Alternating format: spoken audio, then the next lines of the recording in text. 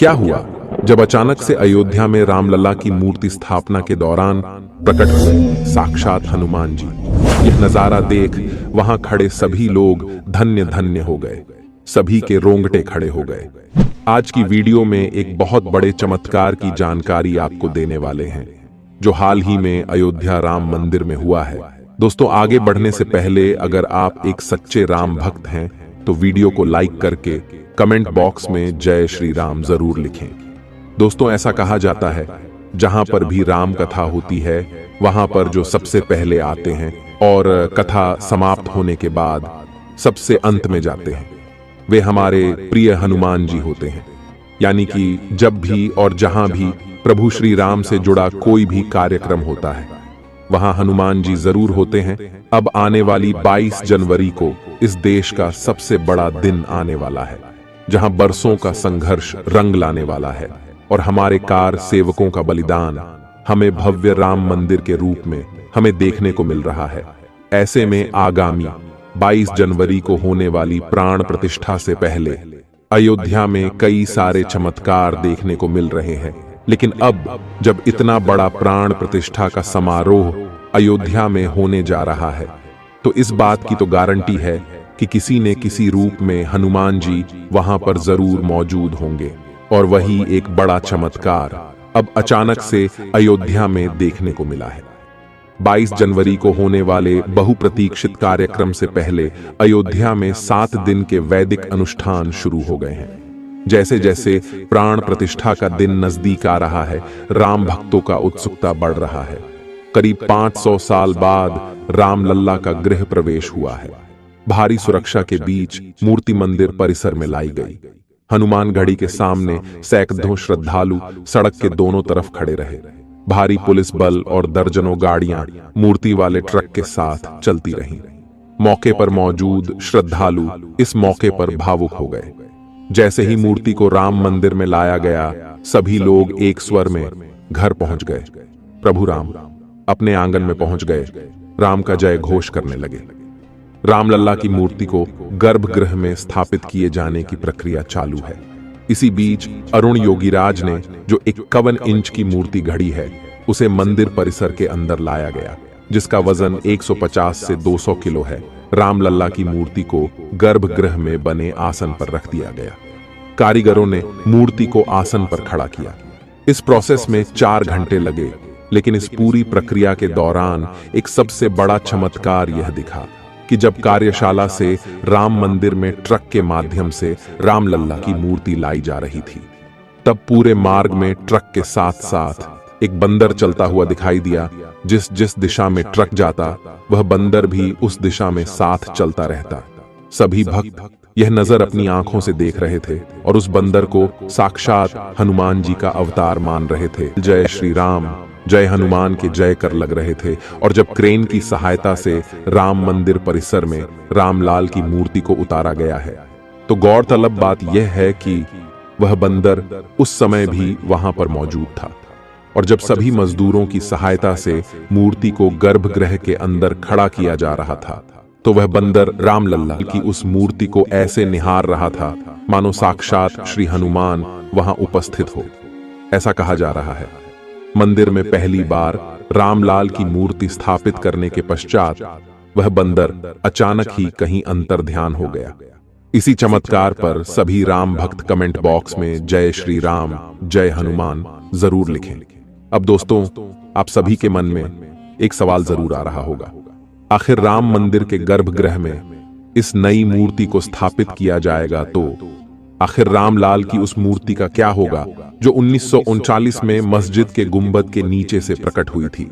आचार्य सत्येंद्र दास रामलला विराजमान को सबसे ज्यादा अहम बताते हुए कहते हैं, नए वाले भगवान राम का तो भव्य मंदिर बन ही गया है, लेकिन ज्यादा महत्व इन्हीं 1949 वाले रामलला का है।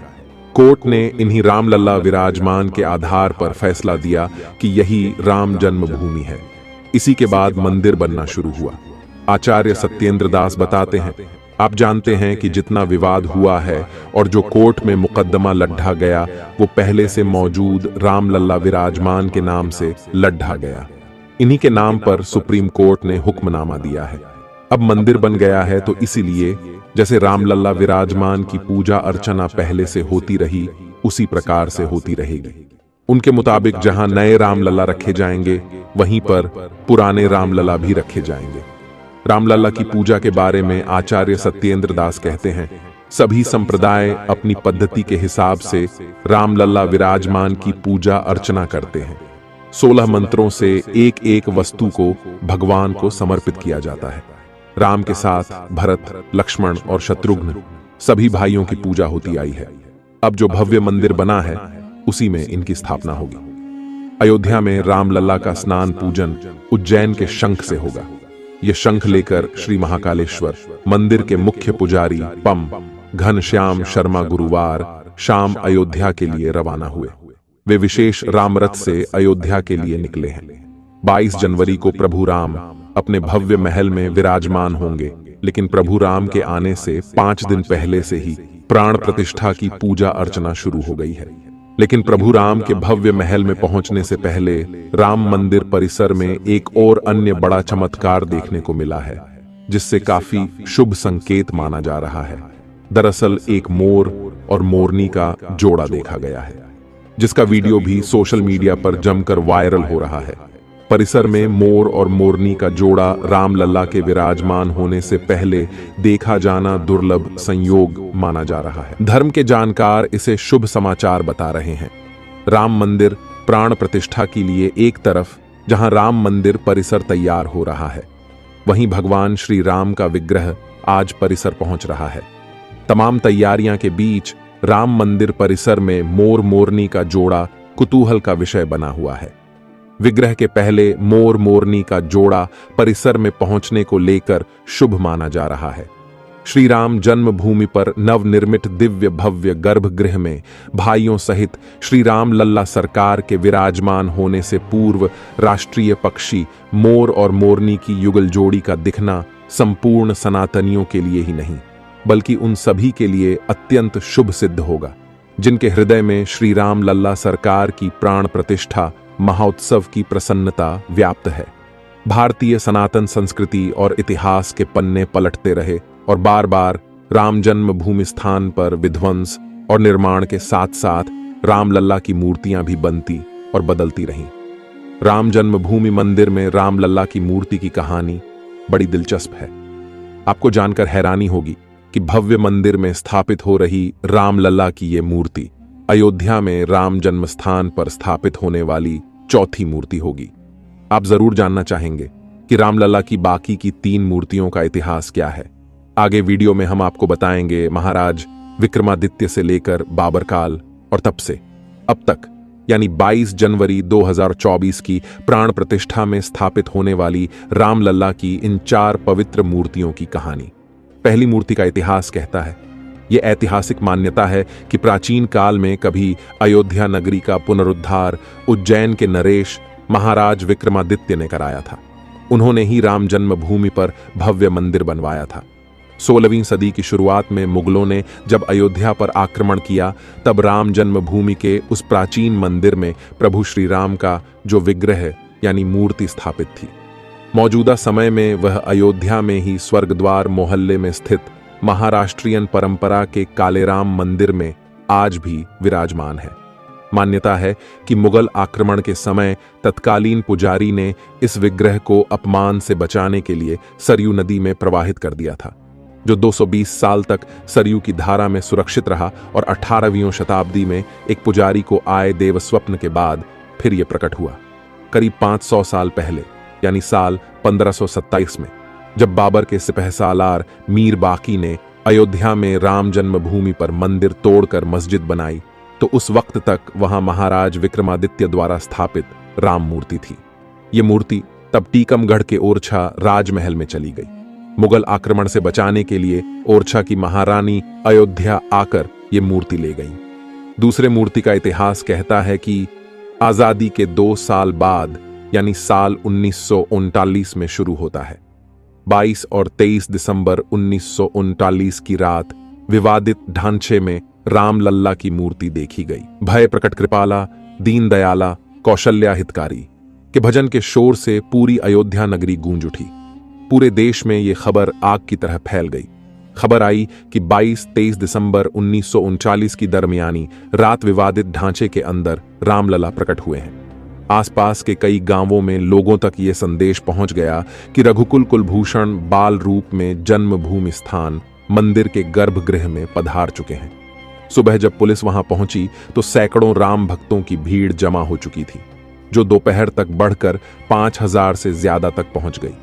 23 दिसंबर 1939 को पुलिस ने मस्जिद में मूर्तियां रखने का मुकदमा दर्ज किया, जिसके आधार पर 29 दिसंबर 1939 को विवादित ढांचे पर ताला लगा दिया गया, जो कि जिला जज के आदेश के बाद 1 फरवरी 1986 को दोबारा खोला गया।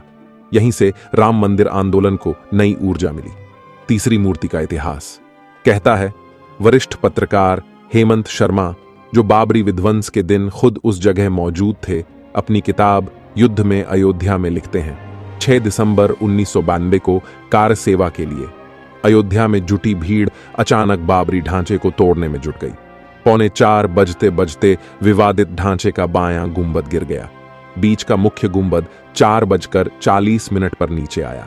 ढांचा गिरते ही कार सेवकों की पूरी ताकत मलबे को समतल बनाने में लग गई, ताकि वहां फिर से रामलला को जल्दी से जल्दी स्थापित किया जा सके।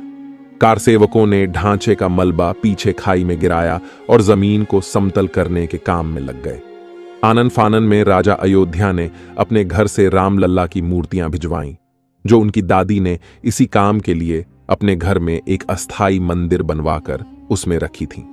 और रामलला की चौथी मूर्ति की कहानी तो हम सभी जानते हैं। अयोध्या में भगवान राम का भव्य मंदिर बनकर तैयार है। उसमें स्थापित हो रही रामलला की मूर्ति इतिहास में चौथी मूर्ति होगी। यह बाल रूप में होगी। इसमें भगवान राम 5 साल के बालक के रूप में धनुष और बाण पकड़े हुए होंगे। यह मूर्ति 51 इंच ऊंचाई वाली होगी।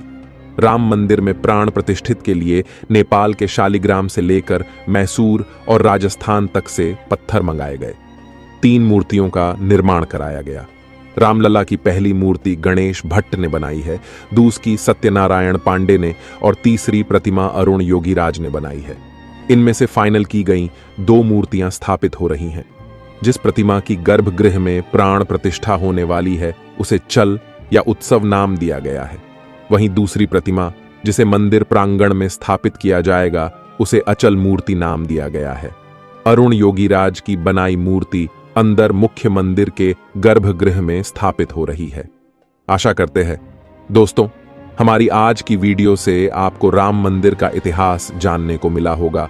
हमारा सौभाग्य है कि हम राम मंदिर के प्राण प्रतिष्ठा अपनी आंखों से देखने वाले हैं, लेकिन इसी प्राण प्रतिष्ठा के साथ उन कार सेवकों की आत्मा को भी शांति मिलने वाली है, जिन्होंने हंसते हंसते राम मंदिर के लिए अपने प्राणों को न्योछावर कर दिया। आप भी नीचे कमेंट बॉक्स में उनके लिए श्रद्धांजलि जरूर अर्पित करें। और अगर आपको वीडियो पसंद आई है तो लाइक करें, और आप भी सच्चे सनातनी हैं तो कमेंट बॉक्स में जय श्री राम लिखकर रोजाना ऐसी सत्य चमत्कारी घटनाएं देखने के लिए हमारे चैनल को सब्सक्राइब करके बेल आइकन को प्रेस कर ले। बहुत बहुत धन्यवाद।